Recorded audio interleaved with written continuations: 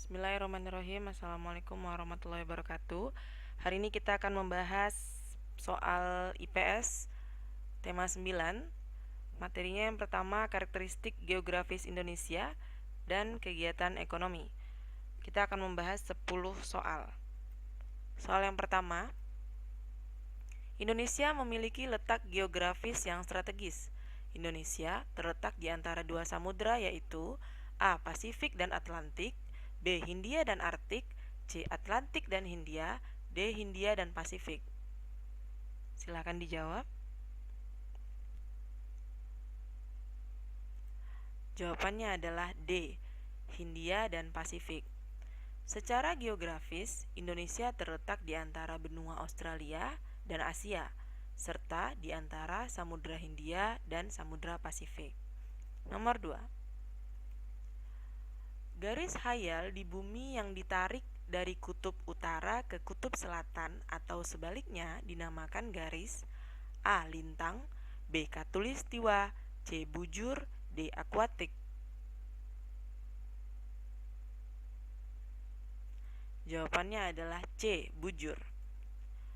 Garis bujur adalah garis yang membujur dari kutub utara ke kutub selatan yang digunakan untuk menunjukkan pembagian daerah waktu. Garis lintang adalah garis melintang yang melingkari permukaan bumi dan membagi bumi menjadi dua bagian, yaitu utara dan selatan. 3.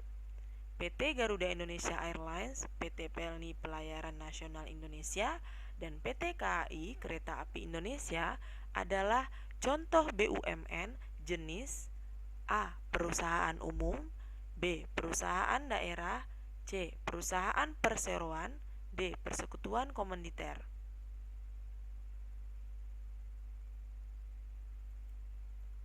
Jawabannya adalah C. Perusahaan perseroan.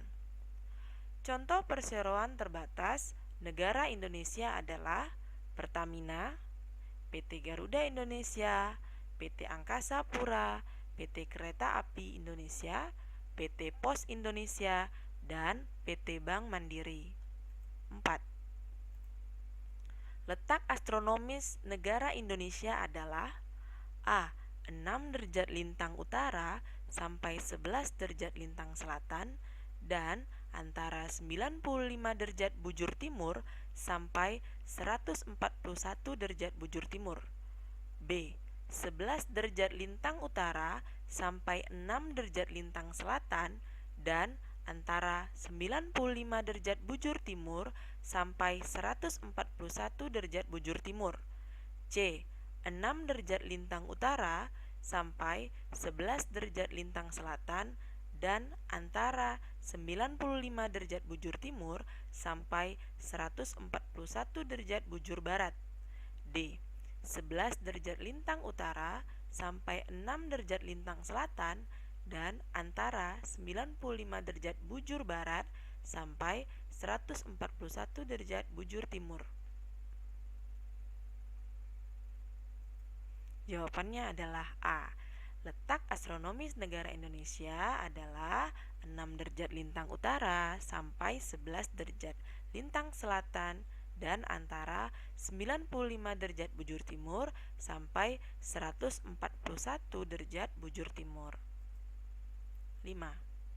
Usaha pertanian sayur-sayuran baik dilakukan di daerah A. Dataran tinggi, B. Perbukitan, C. Dataran rendah, D. Pantai. Jawabannya adalah A. Dataran tinggi. Kegiatan usaha masyarakat di dataran tinggi antara lain bertani dengan tanaman sayur, perkebunan kopi, teh, cengkeh, pertanian padi dengan sistem terasering. Nomor 6. Dilihat dari letak astronominya, wilayah Indonesia beriklim A. Tropis, B. Subtropis, C. Kutub, D. Dingin. Jawabannya adalah A. Tropis. Indonesia beriklim tropis dan memiliki dua musim, yaitu musim kemarau dan hujan. Nomor 7. Tujuan dari kegiatan produksi adalah A. Untuk memenuhi kebutuhan manusia, B. Menyampaikan barang atau jasa, C. Menghasilkan barang atau jasa, D. Mendistribusikan ke pedagang. Jawabannya adalah A. Untuk memenuhi kebutuhan manusia. Tujuan dari kegiatan produksi antara lain 1. Menambah serta meningkatkan nilai guna barang, 2. Memenuhi kebutuhan masyarakat, 3. Memanfaatkan dan mengelola sumber daya sehingga menjadi suatu barang dan jasa, 4. Mempertahankan kelangsungan proses produksi. Nomor 8. Perusahaan yang terdiri dari anggota aktif dan anggota pasif adalah A. Firma, B. CV, C. PT, D. BUMN. Jawabannya adalah B. CV. Persekutuan Komanditer atau CV adalah badan usaha yang didirikan dan dimiliki oleh 2 orang atau lebih untuk mencapai tujuan bersama. Anggota CV digolongkan menjadi 2, yaitu anggota aktif dan anggota pasif. 9.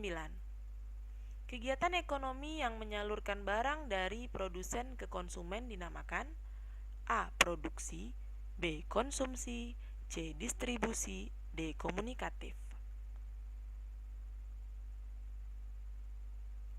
Jawabannya adalah C. Distribusi.